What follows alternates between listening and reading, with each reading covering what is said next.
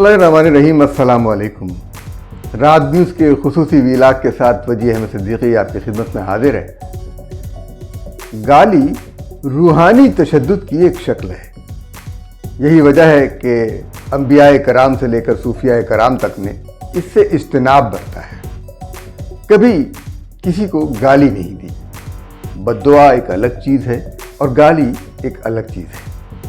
आपने किसी पीरे तरीक़त की ज़ुबान को गालियों से आलूदा होते नहीं देखा होगा, लेकिन पीरे तरीक़त जनाब नूरुल हक कादरी साहब की ज़ुबान से ये अल्फाज सुनकर हमारे तो होश उड़ गए।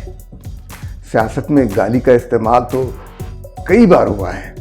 एक मजहबी रहनुमा का एक कौल बहुत मशहूर हुआ था, जिसमें सिरी पाए का जिक्र बहुत ज़्यादा होता था।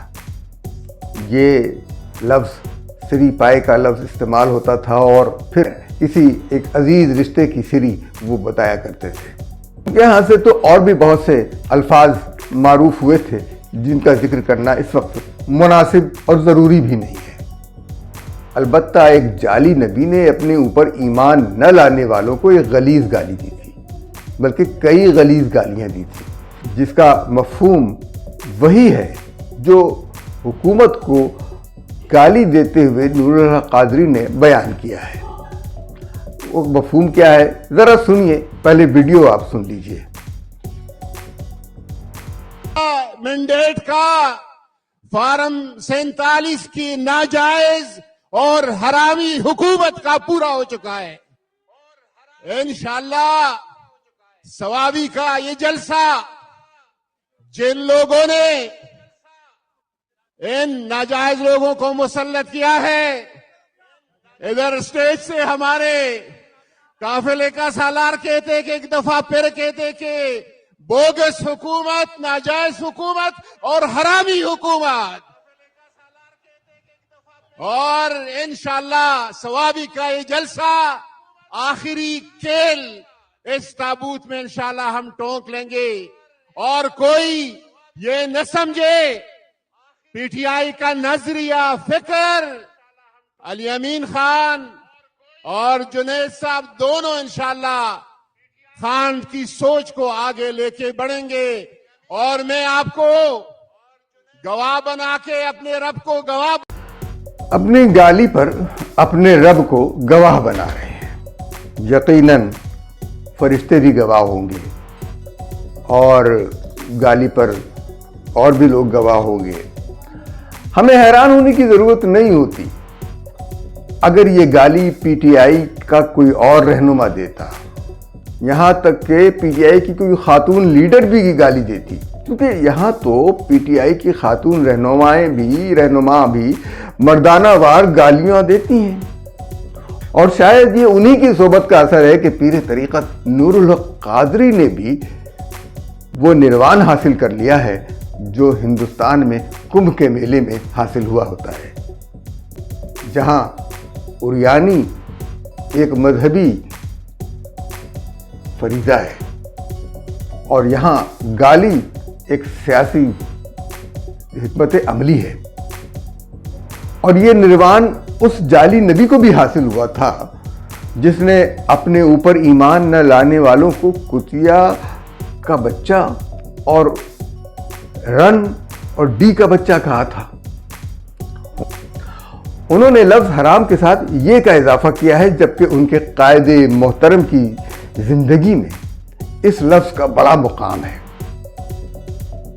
जो लोग बेनिकाही मोहब्बत के नतीजे में औलाद पैदा करते हैं, उस औलाद को अमूमन वही कहा जाता है जो पीरे तरीक़त ने इस हुकूमत को करार दिया है।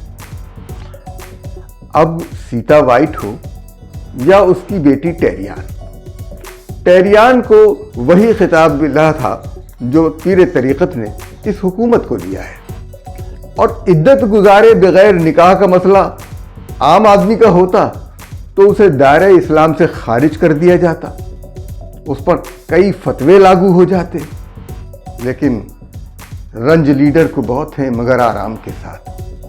कौम के गम में डिनर खाते हैं हुक्काम के साथ, लेकिन लीडर पर सारे गुनाह 7 خون تک معاف ہیں۔ اور قادری صاحب یہ بتائیے کہ سرکاری وسائل سے پارٹی کا جلسہ کرنا حلال ہے یا حرام؟ یہ باتیں ہیں۔ اور پھر تدبیر طریقت علی امین گنڈا پور اور جنید خان پر یہ ذمہ داری ڈال رہے ہیں کہ وہ عمران خان کے مشن کو، ان کے نظریے کو آگے بڑھائیں گے۔ عمران خان کا نظریہ کیا ہے؟ مشن کیا ہے؟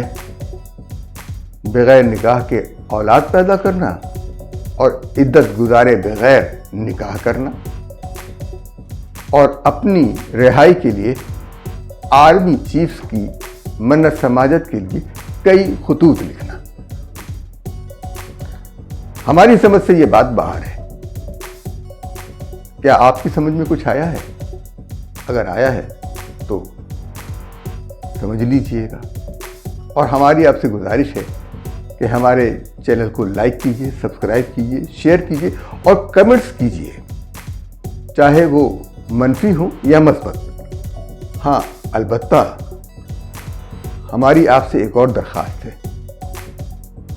گالی سے گریز کیجئے گا، کیونکہ گالی دینا جھوٹے لوگوں کا کام ہے۔ جھوٹے، جب آپ کے پاس دلائل ختم ہو جاتے ہیں تو آپ گالی کا استعمال کرتے ہیں۔ اجازت دیجیے، اللہ حافظ۔